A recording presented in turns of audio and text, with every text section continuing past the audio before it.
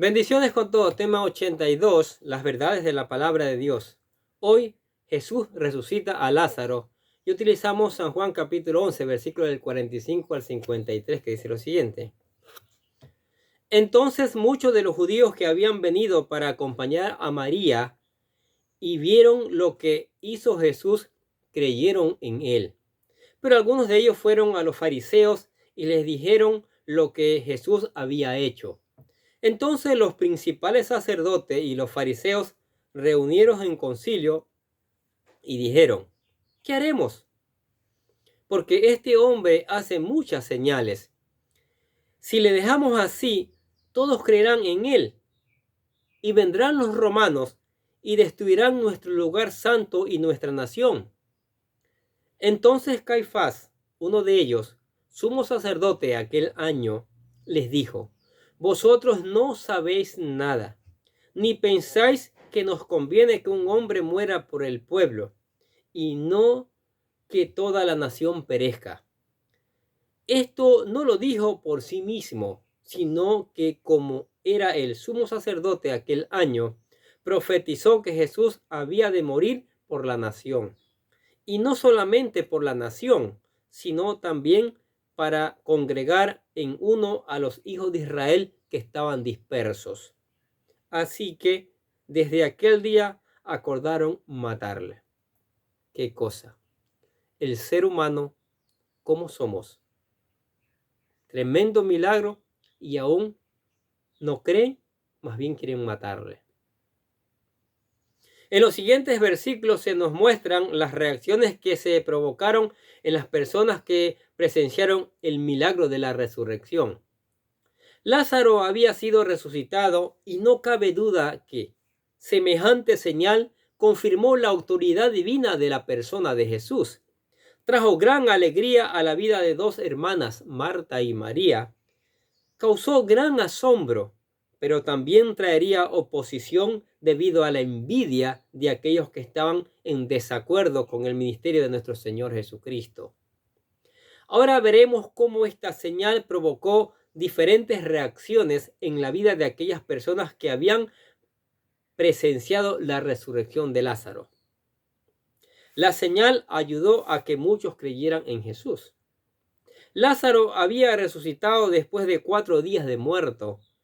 Y esto, por supuesto, era un milagro sorprendente que confirmaba que Jesús tenía autoridad sobre la muerte, un atributo que es exclusivo de Dios. Por ello, muchos de los judíos que estaban allí creyeron en él. Dice el texto: entonces muchos de los judíos que habían venido para acompañar a María y vieron lo que hizo Jesús, creyeron en él. Uno de los efectos de los milagros es ayudar a las personas a creer en Jesucristo al considerar su poder y autoridad como hijos de Dios. Cuando nosotros experimentamos de parte de Cristo algún tipo de milagro, llámese una sanidad divina o la concepción de un niño en una madre estéril o la liberación de cualquier situación difícil, generalmente nuestra fe crece y nuestra confianza en Él se afirma mucho más. Al final, los milagros a favor nuestro son una respuesta de nuestra fe y confianza en Cristo. Y ahora Marta y María estaban felices celebrando que su hermano había resucitado de entre los muertos y muchos judíos habían creído. La señal provocó que otros consultaran a los fariseos. Mientras que muchos habían creído, otros prefirieron buscar a los fariseos, los representantes de su tradición y de la religión de ellos. Uno esperaría que todos creyeran en Jesús, especialmente después de haber presenciado semejante milagro que confirmaba contundentemente quién era Él. Y a oídos de todos oró al Padre, y el Padre le respondió mostrándole a todos que realmente tenía su respaldo. No obstante, en lugar de creer a las palabras de Jesús y confirmar su fe a través de tal gloriosa señal, estos no quisieron dejar sus costumbres religiosas y mejor corrieron a sus líderes para contarles todo lo que el Señor había hecho. Dice el texto, pero algunos de ellos fueron a los fariseos y le dijeron lo que Jesús había hecho. Muchas personas son así. En lugar de creer en el Evangelio y creer en la obra restauradora de Cristo, que es a través de la fe, estos prefieren ir a sus líderes religiosos que les enseñan a vivir por las obras de su secta o tradiciones religiosas que no les ayudan en nada. Al contrario, los conducen al infierno. Ojo con eso. La señal provocó que los líderes religiosos decidieran matar a Jesús. Sí, se reúnen y planean matar a Jesús. Increíble. Finalmente vemos como la señal de la resurrección de Lázaro trajo oposición al ministerio de Jesús a tal punto que decidieron que tenían que matarlo. Cuando los fariseos recibieron la noticia de la resurrección de Lázaro, decidieron reunirse con los principales sacerdotes en el concilio con el propósito de definir qué harían. Y sucedió esto. Entonces los principales sacerdotes y los fariseos reunidos en el concilio y dijeron, ¿qué haremos? Porque este hombre hace muchas señales. Si le dejamos así, todos creerán en él. Y vendrán los romanos y destruirán nuestro lugar santo y nuestra nación. Su preocupación era que Jesús hiciera tantos discípulos, ya que sus señales lo respaldaban. Estos hombres no estaban preocupados por saber si Jesús era o no el verdadero Mesías, sino en mantener su estatus y nivel de comodidad actual, ya que como religiosos y miembros del Sanedrín gozaban de ciertos privilegios que los romanos les habían concedido. Los romanos no eran tan exigentes en cuestiones de religión. Ellos permitían que las naciones conquistadas siguieran con sus cultos y tradiciones religiosas, pero exigían el orden, de tal forma que cuando estas naciones sometidas se rebelaban, las aplastaban sin ninguna consideración. Estos fariseos temían que Jesús ganara tantos adeptos que los romanos se inquietaran y decidieran destruir la nación, llegando así a su fin sus privilegios. Mire, pensaban más en sus privilegios que otras cosas. No les importaba el milagro que el Señor había hecho. Debido a esta preocupación, los fariseos se reunieron de emergencia con los principales miembros del concilio o el Sanedrín, y aparte de esto, allí estaban los principales sacerdotes, que eran los saduceos. En este entonces, las dos sectas de mayor importancia eran los fariseos y los saduceos. Los primeros, los fariseos, eran de la secta mayoritaria, secta rigurosa que afirmaba vivir de acuerdo a la ley y a los profetas. Los saduceos eran una secta minoritaria que en su mayoría provenían de la aristocracia. No creían en todas las escrituras del Antiguo Testamento como los fariseos, sino solo en los 5 libros de la ley. No creían en los ángeles ni en la resurrección. Muy al contrario a los fariseos, soñaban con el día en que Dios estableciera su reino teocrático, donde ellos esperaban gobernar. Sin embargo, estos últimos eran personas déspotas que no se interesaban por los pobres y veían con desprecio a los demás. Algunos han comentado que hablar con estos saduceos era desagradable, ya que no eran tan cortés al momento de decir las cosas. Y de hecho, esto se ve en la respuesta que le dio uno de ellos, el cual para este momento era el sumo sacerdote, que dice: entonces Caifás, uno de ellos, sumo sacerdote aquel año, le dijo: vosotros no sabéis nada. Con estas palabras, vosotros no sabéis nada, prácticamente les estaba diciendo a todos los fariseos ignorantes. De hecho, la versión castellana del Nuevo Testamento de la Biblia traduce este versículo de la siguiente manera, en Juan 11:49. Entonces Caifás, uno de ellos, sumo sacerdote en aquel año, dijo: sois unos ignorantes. Lenguaje sencillo dice, la Biblia en lenguaje sencillo dice, pero Caifás, que ese año era el jefe de los sacerdotes, les dijo: ustedes sí que son tontos. Como vemos, Caifás no fue en nada cortés ni diplomático, y de hecho los saduceos no acostumbraban serlo. Eran hombres arrogantes que veían de menos a los demás. Ahora bien, estos hombres perversos no estaban interesados en descubrir si Jesús era o no el Mesías. Tampoco les importaba hacer la voluntad de Dios. Solo querían mantener su status quo, su vida cómoda y segura, y por ello estaban dispuestos a matar a Jesucristo. Dice: ni penséis que nos conviene que un hombre muera por el pueblo y no que toda la nación perezca. La Nueva Versión de la Biblia traduce este versículo de la siguiente manera: no entienden que les conviene más que muera un solo hombre por el pueblo y no que perezca toda la nación. Estos hombres trataban de justificar su pecado, el homicidio, con pensar que era mejor matar a Jesús y no que toda la nación muriese. No obstante, Jesús no estaba allí para levantar una rebelión ni para establecer un reino político-militar en Israel, sino para traer libertad de todos los pecados de la nación.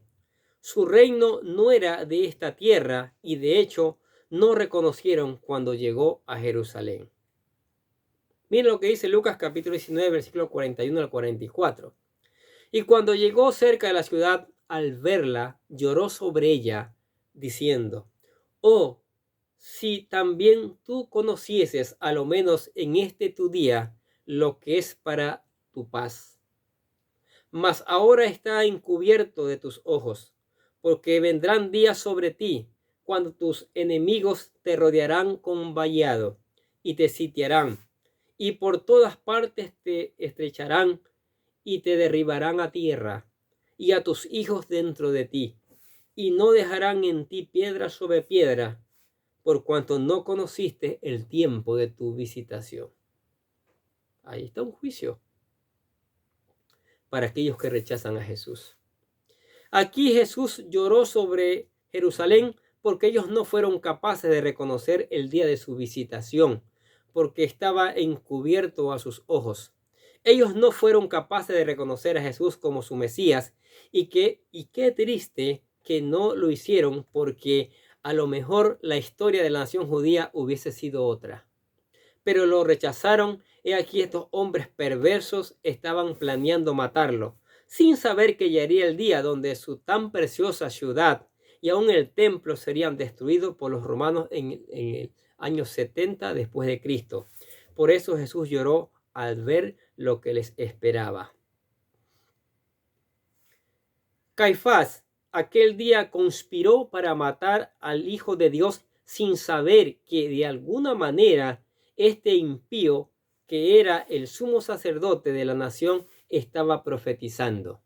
El texto dice: esto no lo dijo por sí mismo, sino que como era el sumo sacerdote en aquel año, profetizó que Jesús había de morir por la nación. Y no solamente por la nación, sino también para congregar en uno a los hijos de Dios que estaban dispersos. Es increíble ver cómo Dios usó a este hombre para profetizar algo glorioso que iba a pasar. La muerte de Jesús que salvaría a la nación de Israel. Y no solo a ellos, sino a todo aquel que cree en él, y así llamar a tantos como fuera posible. Su iglesia, la cual se dispersaría por todo el mundo, como vemos en estos días. No es la primera vez que uno ve a un impío profetizando. Uno puede recordar el codicioso Balaam, que, aunque quería maldecir a Israel por dinero, Dios no se lo permitió y terminó profetizando de él. Eso puede leer usted en casa en Números capítulo 23, versículos del 7 al 10. En vez de maldecir a Israel, tuvo que bendecirlo. Y eso es maravilloso. En resumen, podemos ver cómo este tan glorioso milagro, la resurrección de Lázaro, causó diferentes reacciones en las personas. Marta y María vieron la recompensa de su fe y con alegría celebraron la resurrección de su hermano Lázaro. Muchos judíos creyeron en Jesús gracias a ese milagro y a lo mejor ganaron la vida eterna. Otros no quisieron permitir que la señal les mostrara que Jesús era el Mesías e influenciados por sus prejuicios religiosos, corrieron a sus antiguos maestros religiosos, los fariseos. Otros, como estos fariseos y saduceos, al ser incapaces de llegar las señales, decidieron convertirse en instrumento de Satanás al plantear su muerte. Y así todo esto finalmente desencadenaría aquello por lo cual nuestro Señor Jesucristo había venido a la tierra, a morir por nuestros pecados. ¿Qué les parecen estas verdades de la palabra de Dios? Jesús, el poder para resucitar, pero aún muchos carnales no creen en Jesucristo. Qué lamentable. Pero usted que está escuchando la palabra de Dios, usted que dispone cada día unos videos, acepte a Jesucristo.